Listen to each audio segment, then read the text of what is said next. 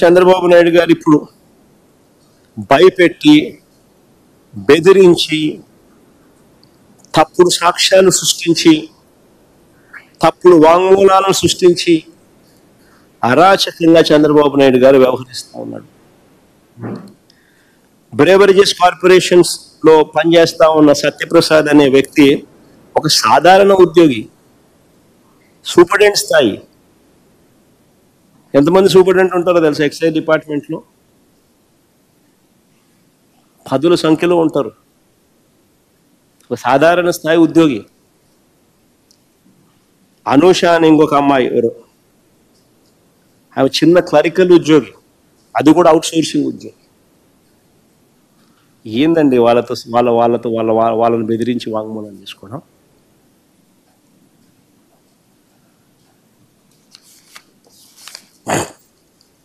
ఇక beverages corporation ఎండీగా పనిచేసిన వాసుదేవ్ రెడ్డి, ఈ ప్రభుత్వం తనను వేధిస్తుందని హైకోర్టులో 3 సార్లు యాంటిసిపేటరీ బెయిల్ పిటిషన్ ఫైల్ చేసినాడు ఈ మనిషి. ఈ ప్రభుత్వం తనను వేధిస్తూ ఉందని, హెరాస్ చేస్తూ ఉందని 3 సార్లు యాంటిసిపేటరీ బెయిల్ పిటిషన్ హైకోర్టులో ఫైల్ చేసినాడు. ఇలాంటి వ్యక్తిని బెదిరించి భయపడిచ్చి చివరకు లొంగ తీసుకుని, ఇలాంటి వ్యక్తి మళ్ళీ స్టేట్మెంట్ ఇచ్చిన తర్వాత ఈయన సెంట్రల్ గవర్నమెంట్కి మళ్ళీ వెనక్కి వెళ్ళిపోవడానికి ఎన్ఓసి ఇచ్చారు. అంతవరకు ఎన్ఓసి బ్లాక్ చేసి, ఇలాంటి వ్యక్తులు ఇచ్చే స్టేట్మెంట్కి ఏం వాల్యూ ఉంటుంది? బెదిరిస్తున్నారు, భయపడిస్తున్నారు, ఎన్ఓసీలు ఆపుతున్నారు. ఆయన నన్ను బెదిరిస్తున్నాడు అని హైకోర్టులో యాంటిసిపేటరీ బెయిల్ పిటిషన్ 3 సార్లు వేసుకున్నా కూడా దిక్కు దివానం లేదు. అలాంటి వ్యక్తులు ఇచ్చే స్టేట్మెంట్కి ఏం వాల్యూ ఉంటుంది? ఇంకొక ఆయన విజయసాయి రెడ్డి, చంద్రబాబుకు లొంగిపోయిన మరో వ్యక్తి. రాజ్యసభ సభ్యుడిగా 3.5 సంవత్సరం తనకు టర్మ్ ఉండగా చంద్రబాబు నాయుడు గారు కూటమికి మేలు చేసేందుకు ఆయన రాజ్యసభ సభ్యత్వానికి ఆయన రాజీనామా చేశాడు.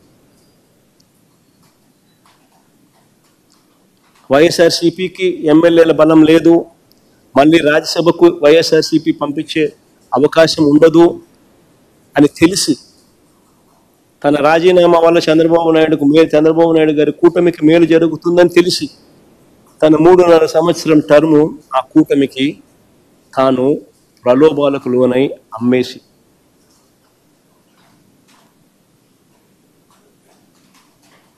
అలాంటి వ్యక్తి ఇచ్చే స్టేట్మెంట్లకు ఏం వాల్యూ ఉంటుంది? అటువైపు నుంచి మనం కూడా ఇటువైపున ఏమన్నా తీసుకుని ఇటువైపున తీసుకొని ఇదే మాదిరిగానే చెప్పిస్తే వాల్యూ ఉంటుంది?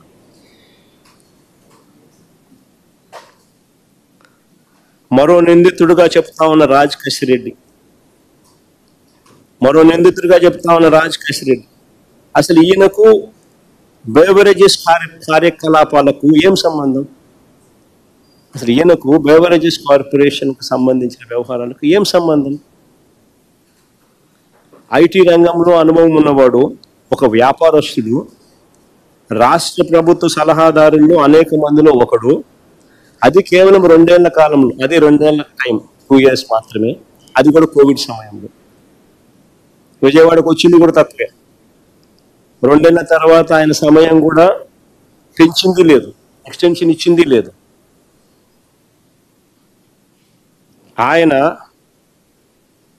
ఆయన ప్రస్తుత టీడీపీ ఎంపీతో, ప్రస్తుత తెలుగుదేశం పార్టీ విజయవాడ ఎంపీతో తన సన్నిహిత సంబంధాలు ఏ స్థాయిలో ఉన్నాయనంటే, ఇద్దరు కలిసి వ్యాపారాలు కూడా చేస్తూ ఉన్నారు. ఇద్దరు కలిసి వ్యాపార సంబంధాలు కూడా ఉన్నాయి. ఇద్దరు కలిసి డైరెక్టర్లుగా ఉన్న కంపెనీలు ఉన్నాయి.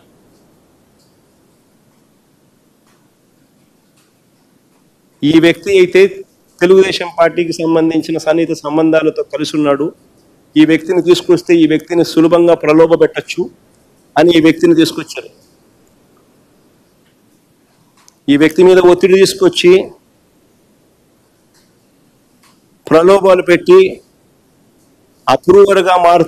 అప్రూవర్గా నేను మారుస్తాను, వ్యతిరేకంగా అబద్ధాలు చెప్పమనంటే ఈయన అబద్ధం చెప్పకపోవడం వల్ల ఈయన అక్యూజ్డ్గా చేసిన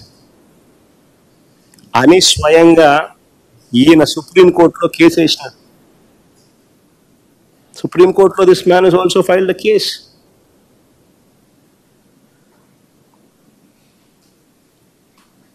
ఒకవేళ ఈయన కూడా వీళ్ళకి కావలసిన పద్ధతి ప్రకారం స్టేట్మెంట్ గాన ఇచ్చిందంటే ఈయనను కూడా వాసుదేవ్ రెడ్డిని వదిలేసినట్టుగానే వదిలేసింది.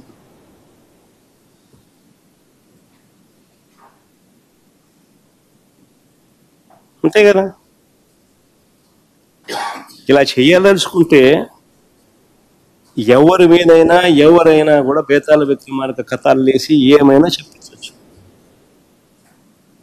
ఇలా కథలు అంటే ఒక్కొక్కసారి ఆశ్చర్యం కలిగిస్తుంది.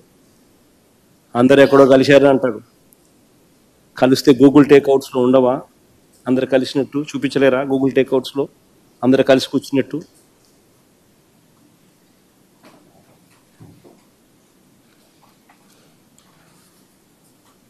అసలు ఇలాంటి వారు తప్పుడు వాంగ్మూలాలతో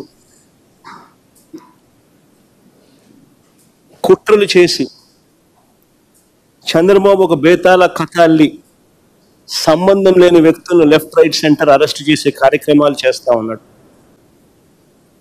రాష్ట్ర ప్రభుత్వానికి చెందిన బ్రేవరేజెస్ కార్పొరేషన్ లిక్కర్తో మిథున్ రెడ్డికి ఏం సంబంధం? ఆయన లోక్సభ ఎంపీ, లోక్సభలో ఫ్లోర్ లీడర్. ఆయనకి ఏం సంబంధం ఆంధ్ర రాష్ట్రంతో? వాళ్ళ నాన్న కూడా కనీసం ఈ శాఖ కాదు, ఈ శాఖ మంత్రి కాదు. మరి ఏం సంబంధం మిథున్ రెడ్డికి? అరెస్ట్ చేసిన ధనుంజయ రెడ్డి,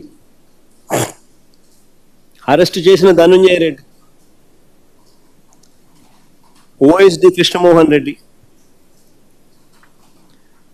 వీళ్ళిద్దరికి ఏం సంబంధం? అటు ధనుంజయ అన్నకు కానీ కృష్ణమోహన్ అన్నకు కానీ ఏం సంబంధం? అసలు ఒక్క ఫైల్ అయినా సీఎంఓకి వచ్చినట్టు ఒక్క సంతకమైనా చూపించగలుగుతారా అని అడుగుతున్నా ఉన్నా, సవాల్ విసురుతా ఉన్నా చంద్రబాబు నాయుడు.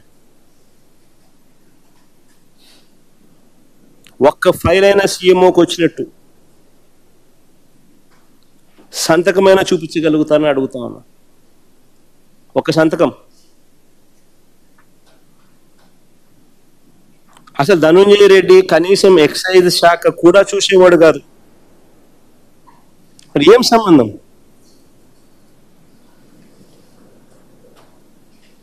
ఇంకొక ఆయన బాలాజీ గోవిందప్ప, ఇంకొక ఆయన ఒక మల్టీనేషనల్ కంపెనీ, వికాట్ అనే మల్టీనేషనల్ కంపెనీ, వికాట్ అనే మల్టీనేషనల్ కంపెనీలో వారి గ్రూప్ కంపెనీల్లో, not one company but multiple companies, వారి గ్రూప్ కంపెనీల్లో హోల్ టైం డైరెక్టర్.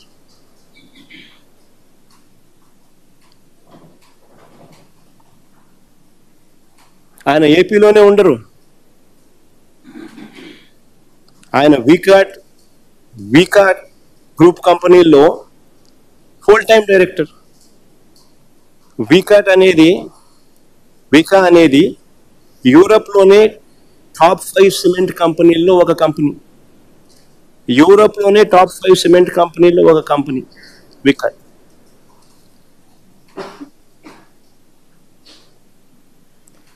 అలాంటి కంపెనీలో whole time director.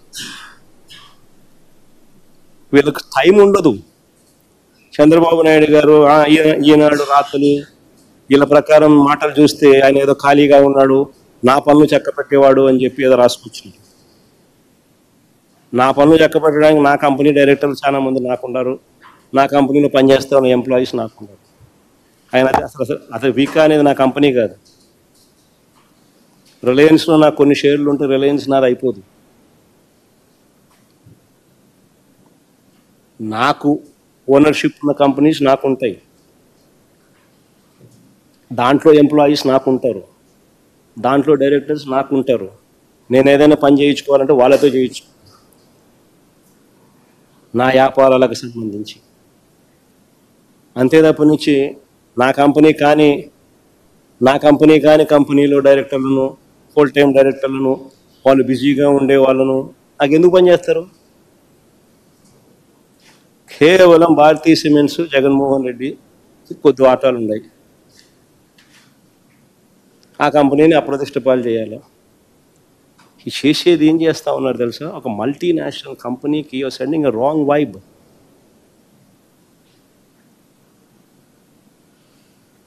It is 5th largest cement company in Europe. 12 దేశాల్లో వాళ్ళకు ఆపరేషన్స్ ఉన్నాయి. ఇప్పటికే జిందాల్ను బెదరగొట్టినారు. సజ్జన్ జిందాల్ని ఇప్పుడే బెదరగొట్టినారు. గిత్వాని అని చెప్పి అధికారులను అరెస్ట్ చేసి ఆ మనిషి వ్యాపారం చేయకోకుండా ఆంధ్ర రాష్ట్రం అంటే సార్ నమస్కారం పెట్టి ఎవరిని వ్యాపారం చేయొద్దని ఇప్పుడే సజ్జన్ జిందాల్ చెప్తా ఉన్నారు. అరబిందో వాళ్ళు ఇప్పటికీ నమస్కారం పెడతా ఉన్నారు చంద్రబాబు నాయుడు. షిప్పు సీజు అని చెప్పి ఇష్టం వచ్చినట్టుగా వాళ్ళ మీద ఆరోపణలు చేసి లాస్ట్కి షిప్పు పోయింది, సీజు పోయింది, బియ్యము పోయినాయి. వాళ్ళేమో చంద్రబాబు నాయుడు ఇప్పుడు ఆంధ్ర రాష్ట్రంలో ఉంటే నమస్కారం స్వామి మేము వ్యాపారం చేయలేమంటారు. ఇప్పుడు నెక్స్ట్ వీళ్ళు ఈ మల్టీనేషనల్ కంపెనీ ఫ్రాన్స్లో one of the biggest companies, యూరోప్లో టాప్ 5 సిమెంట్ కంపెనీల్లో ఒకటి. వీళ్ళు ప్రపంచానికి చెప్తారు ఆంధ్ర రాష్ట్రం నమస్కారం స్వామి వీడి వ్యాపారాలే వద్దు అని.